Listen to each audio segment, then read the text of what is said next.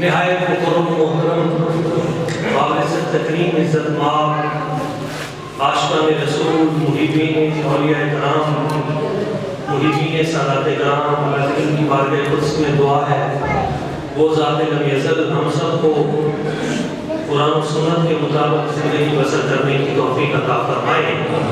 ایک بار بآواز بلند درود پاک کا نذرانہ پیش کر لیں۔ صلی اللہ علیہ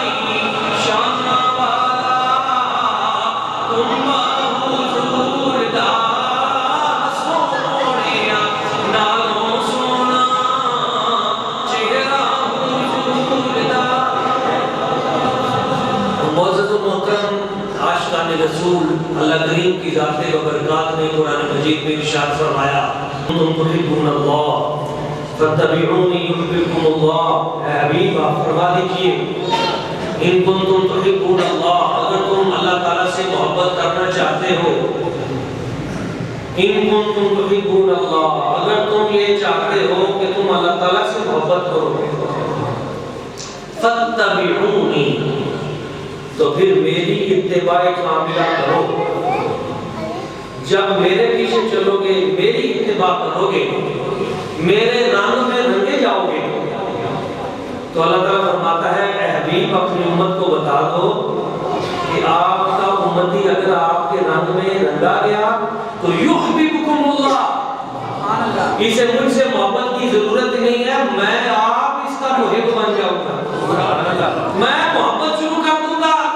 رب فرماتا ہے میں محب بن جاؤں گا، وہ میرا محبوب بن جائے گا۔ اب دیکھیں یہ پروٹوکول میں نے نہیں دیا، یہ اللہ کریم نے اپنے حبیب کو عطا کیا ہے۔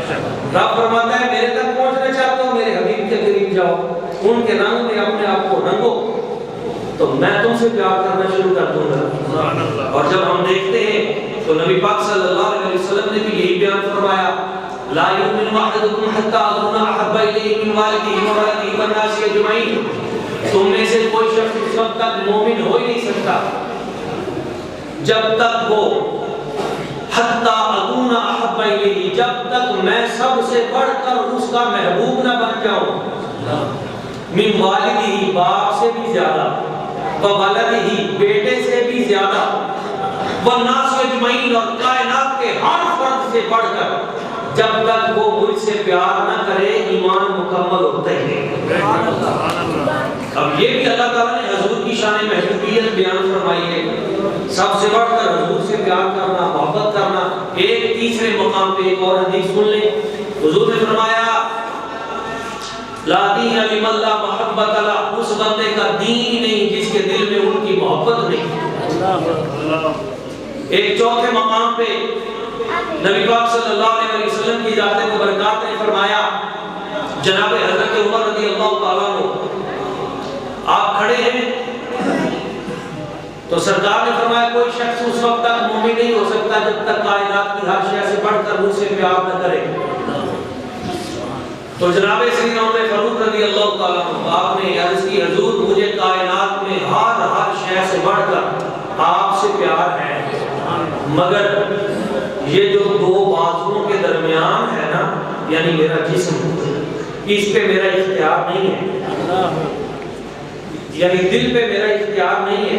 کائنات کی ہر شے سے بڑھ کر مجھے آپ سے پیار ہے، لیکن جو میری جان ہے نا یہ آگے آ جاتی ہے جان سے۔ تو نبی پاک صلی اللہ علیہ وسلم نے اپنا دست مبارک ان کے سینے پہ مارا، اور جیسے سینے پہ لگا تو یہ حضور کا دست مبارک تھا۔ حضرت عمر فاروق رضی اللہ تعالیٰ عنہ آپ کہتے ہیں حضور کا دست مبارک سینے پہ لگا تو حجاب کھل گئے، اور ایسے حضور کی محبت کا ایک سمندر میرے سینے میں آیا، اور اس سینے میں نے کہا یا رسول اللہ مجھے اپنی جان اور کائنات کی جانوں میں سب سے بڑھ کر آپ سے پیار ہو گیا۔ سبحان اللہ۔ تو اس مقام پہ حضور نے فرمایا الان تم ایمان کا، اب ایمان مکمل ہوا ہے۔ یہ بہت ضروری ہے، اور یہ حضور کا دست مبارک بھی ہے۔ ایک بار حضرت سیدنا مولا علی شیر خدا کرم اللہ وجہ الکریم حضور کی بارگاہ اقدس میں حاضر ہوئے، سرکار نے فرمایا علی ہم نے تمہیں یمن کا گورنر بنا دیا، جلدی پہنچو یمن میں، بڑے بڑے لوگ گئے ہیں یمنی قابو نہیں لائے، کچھ معاملات ہیں۔ تو حضور نے فرمایا مجھے ان سے پیار بھی بڑا ہے، تم جاؤ۔ حضرت مولا علی شیر خدا نے عرض کیا حضور یہ جو گورنر بن کے فیصلے کرنا، لوگوں کے معاملات کو سننا، پھر فیصلے کرنا، ڈیسائیڈ کرنا، یہ بڑا اہم ذمہ داری ہے، اور میں تو لوگوں کے درمیان میں نے کبھی فیصلے نہیں کیے۔ تو بچپن تھا، جوانی تھی چڑھتی ہوئی، تو میرے آقا کریم صلی اللہ علیہ وسلم حضور نے فضل رسول اللہ صلی اللہ علیہ وسلم بیدہ علی صدر علی، حضور نے اپنا دست مبارک مولا علی شیر خدا کے سینے پہ مارا، اور ایسے سینے پہ مارا تو مولا علی فرماتے ہیں سب کچھ کھل گیا، اور پھر اس کے بعد ساری زندگی دو بندوں کے درمیان فیصلہ کرتے ہوئے علی کو کبھی پریشانی ہوئی ہے۔ یہ سب برکتیں دامن مصطفیٰ سے ہیں، ذات مصطفیٰ سے ہیں، اور محبت بہت ضروری ہے، اس کے بغیر بات نہیں ہے۔ رات یہ بھی ایک میرا بیان تھا یہاں ملاد چوک میں، حضرت قاری زبیر رسول صاحب رحمہ اللہ ان کی برسی کا پروگرام تھا، تو میں نے اس میں بھی عرض کیا کہ محبت کے لیے دو تین چیزیں ضروری ہیں۔ سب سے پہلے جس سے محبت کی جائے پھر اس کو راضی کیا جائے، یہ نہیں کہ اسے کہا جائے کہ مجھے راضی کرو، اس کی رضا تلاش کی جائے۔ حضرت انس رضی اللہ تعالیٰ آپ فرماتے ہیں ایک دن نبی پاک صلی اللہ علیہ وسلم کے پاس ایک درزی آیا، یہ جو کپڑے سیتے ہیں درزی، تو وہ درزی آ کے عرض کرنے لگا کان خیاطا من اہل المدینہ، ایک درزی حضور کی بارگاہ اقدس میں آیا اور آ کے عرض کرنے لگا حضور غریب آدمی ہوں، کپڑے سیتا ہوں، دل کرتا ہے آپ کی دعوت کروں۔ اللہ اکبر۔ آپ مہربانی فرمائیں گے؟ میرے سرکار نے فرمایا ہم ضرور آئیں گے۔ اور حضور جب کسی کے گھر جاتے تھے تو قیامت تک کی برکتیں دے کے آتے تھے۔ سبحان اللہ، سبحان اللہ۔ کچھ لوگ جاتے ہیں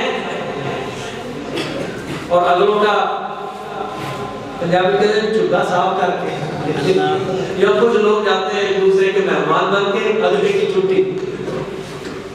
وہ کریم ہے، کریم ابن کریم ابن کریم ابن کریم، حضرت عائشہ صدیقہ ام المؤمنین رضی اللہ تعالیٰ عنہا بیان فرماتی ہیں کہ ایک چھوٹی سی ایک کفی کا نام لیتی ہے، برتن تھا چھوٹا سا، تو جس میں سے نبی پاک صلی اللہ علیہ وسلم کبھی کبھی گھی جو ہے وہ لیا کرتے تھے، تو حضور کا وصال ہو گیا، کئی سال گزر گئے، وہ جس کو حضور کا ہاتھ لگا تو اس برتن میں سے میں روزانہ گھی اس میں سے نکالتی تھی، کبھی گھی ختم ہی نہیں ہوا۔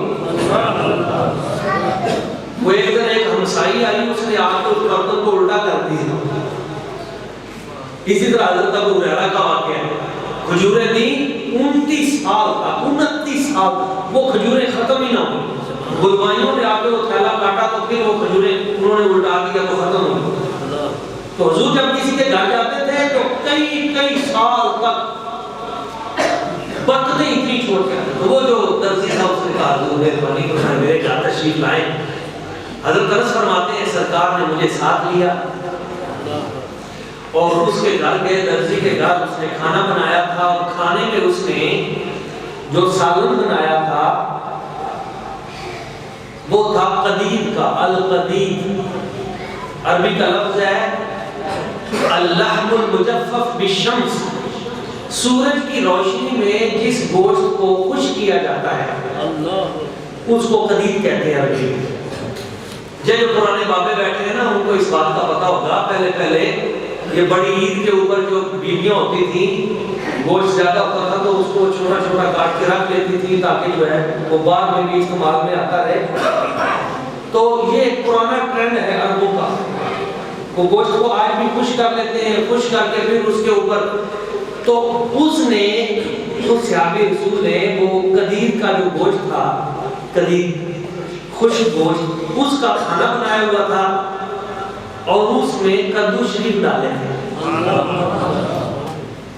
حضرت انس کہتے ہیں، اب محبت دیکھیں، آپ فرماتے ہیں میں حضور کے ساتھ تھا تو میں نے دیکھا یتتبع الدباء ویترک القدید، حضور جو گوشت والی بوٹی تھی نا اس کو دور کر دیتے تھے اور وہ جو کدو کا ٹکڑا تھا نا گاج چھوٹا پیس، حضور کی انگلیاں اس کو تلاش کرتی تھی، وہ تناول فرماتے تھے۔ تو حضرت انس فرماتے ہیں میں سمجھ گیا کہ حضور کی چاہت کیا ہے، تو میں نے اس ڈونگے سے، اس بڑے پیالے سے میں نے جلدی کدو شریف کے وہ ٹکڑے اکٹھے کر کے جلدی پلیٹ میں ڈال کے رکھے، حضور قبول کریں۔ آئے یعنی حضور راضی ہو، یہ تھی ان کی۔ تو جب جلدی ایسے پیش کیا، سرکار نے محبت کے ساتھ تناول فرمایا۔ اب اگلی بات ہے، حضرت انس کہتے ہیں انی احب الدباء من یومئذ لا یزال، اس دن کے بعد ساری زندگی مجھے کدو شریف سے محبت ہو گئی۔ اچھا یہ جو ڈش ہوتی ہے جو مطلب کسی کی ہر ایک ہی اپنی مرغوب غذا ہوتی ہے، اب جناب کسی کا ٹیسٹ ہوتا ہے کہ جی میں جو مینیو لسٹ میں میں نے تو یہ کھانا ہے، کسی نے یہ کھانا ہے، ہر ایک کی اپنی کوئی نہ کوئی مرغوب غذا ہوتی ہے، اس کو وہی اچھا لگتا ہے کھانا۔ اگر سے اچھے سے اچھی چیز بھی رکھ دی جائے تو وہ کہے گا نہیں میری جو مطلب پسندیدہ ڈش ہے وہ یہ ہے۔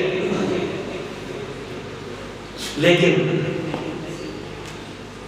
اپنی ڈش کو، پسندیدہ کو، اپنی چاہت کو، اپنی دل کی جو آپ کی سب سے سویٹ جو آپ کو چیز لگتی ہے اس کو پیچھے کر کے اپنی محبت کو بنا لینا جو حضور کی چاہت ہے، یہ محبت ہے ساری زندگی۔ اور آپ فرماتے ہیں جب حضور کے آخری ایام تھے وصال کے تو اس وقت بھی میں تلاش کر کے مدینہ طیبہ میں سے جو کدو شریف ہے وہ لے کے حضور کی بارگاہ میں پیش کیا جاتا، کیونکہ یہ حضور کی چاہت ہے۔ میں دوستو آپ کو جو اصل بات بتانا چاہتا ہوں کہ جب ہمیں نبی پاک کی ذات سے پیار ہے اور محبت ہے تو پھر وہ محبت ہمارے اوپر نظر بھی آنی چاہیے، پھر ہم اس رنگ میں اپنے آپ کو رنگیں، اس طریقے میں اپنے آپ کو ڈھالیں جو ان صحابہ کرام کا تھا، ان اہل بیت اطہار کا تھا، ان عظیم ہستیوں کا تھا۔ بس اس پہ میں اپنی گفتگو سمیٹتا ہوں۔ 2 بچے آتے ہیں غزوہ احد میں، محبت تو جان مانگتی ہے، محبت تو قربانی مانگتی ہے۔ جب احد کے لیے نکلے حضور تو 2 بچے آئے، یا رسول اللہ یا حبیب اللہ ہم نے بھی شریک ہونا ہے جنگ میں۔ سرکار نے فرمایا نہیں، تم ابھی بچے ہو، ابھی چھوٹے ہو، تم ابھی اس جوانی کے مرحلے میں نہیں پہنچے، تم واپس جاؤ۔ تو ایک بچہ عرض کرنے لگا حضور میری عمر اگرچہ تھوڑی چھوٹی ہے، لیکن یہ جتنے آپ کے صحابہ کرام ہیں میرے ساتھ مقابلہ کروا لیں تیر اندازی میں۔ مجھے اللہ نے یہ صلاحیت دی ہے کہ نشانہ بڑا پکا ہے میرا، تیر ایسا چلاتا ہوں کہ 1 انچ بھی ادھر ادھر نہیں جاتا۔ تو آپ کہیں تو میں ابھی تجربہ کر دیتا ہوں۔ تو واقعی اس کا نشانہ اچھا تھا۔ جب اس نے اپنے فن کا مظاہرہ کیا تو سرکار نے فرمایا آ جاؤ، سبحان اللہ، تم کام کے بندے ہو، تمہاری ضرورت ہے، آؤ۔ تو حضور نے نواز دیا۔ اب جب وہ شامل ہوا تو وہ جو دوسرا بچہ تھا تو اس نے کہا حضور بات یہ ہے میرا نشانہ تو اگرچہ اتنا اچھا نہیں ہے، لیکن آپ اس لیے میری پشتی کرا کے دیکھ لیں، طاقت تو مجھ میں زیادہ ہے، تو جہاں کہیں نشانے کی ضرورت ہوگی آپ اس کو آگے کر دینا، جب کہیں پشتی کی ضرورت ہوگی تو طاقت تو اس سے زیادہ مجھ میں ہے، تو میں حاضر ہوں حضور، تو آپ اس سے کہیں میرے ساتھ پشتی کر کے دیکھ لیں۔ تو سرکار نے فرمایا ہاں بھائی، اس نے کہا آ جائے میرے ساتھ، ابھی پتہ چل جاتا ہے میدان میں۔ تو دونوں نے کشتی شروع کی۔ تو وہ جو دوسرا چھوٹا بچہ تھا وہ کان میں کہنے لگا یار تیری تو گال پڑ گئی، تیرا نشانہ تو سائیکل آ گیا ہے، آدھے اور میری گال پڑ رہا ہے، وہ تیرا تو کام ہو گیا، تیرا نشانہ پکا ہو گیا ہے، تجھے اجازت مل گئی ہے۔ تو آہستہ سے کان پہ کہا، اس نے کہا چل ٹھیک ہے، وہ نیچے گرا وہ اوپر آ گیا۔ سرکار نے فرمایا دونوں ہی چلو۔ یہ ہے محبت، اور بھائی جان دینے کی بات ہے، اور جان دینے کے لیے وہ راہیں تلاش کر رہے ہیں۔ یہ جو محبت ہوتی ہے نا، یہ بہانے تلاش کرتی ہے کہ کسی طرح محبوب کی نگاہ میں ممتاز ہو جائے۔ تو نبی پاک کی ذات بھی ہے، یارو قبر میں ہم نے جانا ہے، بارگاہ نبی میں جانا ہے، اور میں وقت کی جو یہ اقتدار میں بیٹھی ہوئی قوتیں ہیں ان سے بھی کہتا ہوں، یہ چند ٹکروں کی خاطر اور باہر کے صرف چند ویزوں کی خاطر اور چند کوٹھیوں کے لیے اپنی عاقبت خراب نہ کرو۔ نبی پاک کی ذات ببرکات حضور کی ختم نبوت پہ انگلیاں نہ اٹھاؤ، اور اس طرح کے بیانات نہ دو جو قادیانی لابی کو خوش کرنے کے لیے، مرضیوں کی خوشنودی کے لیے تم اس طرح کی غلط چیزیں پیش کرتے ہو۔ اس ملک کی بنیادوں میں ہزارہ علماء کا خون بہا ہے، اس کے لیے اہل علم نے جانے دی ہیں، لوگوں نے جانے دی ہیں، اور یہ جو قوانین ختم نبوت کی تحفظ کے لیے اس ملک میں بنائے گئے ہیں، 10,000 مسلمان مال روڈ کے اوپر 1953 کی تحریک میں ختم نبوت کا تحفظ کرتے ہوئے شہید ہوئے، اور اب 10,000 نہیں، 10 لاکھ نہیں، 10 کروڑ سے بھی زیادہ سینے حاضر ہیں۔ اب معاملات اب عشق رسول کی لہر پہلے سے بڑھ گئی ہے، کم نہیں ہوئی۔ آپ کہیں کہ جبر کے ساتھ اور ظلم کے ساتھ روک لیں گے اور ختم نبوت کی طرف انگلی اٹھائیں گے، اپنی دھاندلی کو چھپانے کے لیے تم ڈائیورٹ کرتے ہو اس طرف کے لوگوں کی توجہ اس طرف چلی جائے نا۔ ختم نبوت یہ ہمارے ایمان کا مسئلہ ہے، یہ ہمارا ریڈ زون ہے۔